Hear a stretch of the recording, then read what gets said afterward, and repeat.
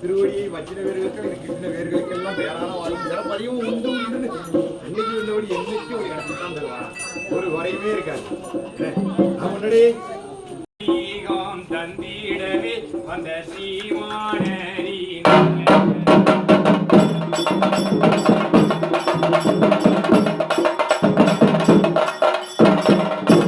நீங்கள் வேண்டிய சிறப்பு தானும் தந்து இந்த பேத நாரணரின் குருவோ இந்த பேத நாரணரின் குருவோ இந்த சீவானரி நாரணரோ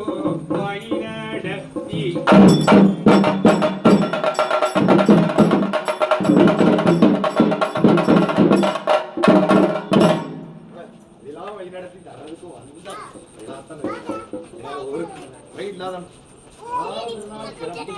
இன்னைக்கு இந்த இடத்துல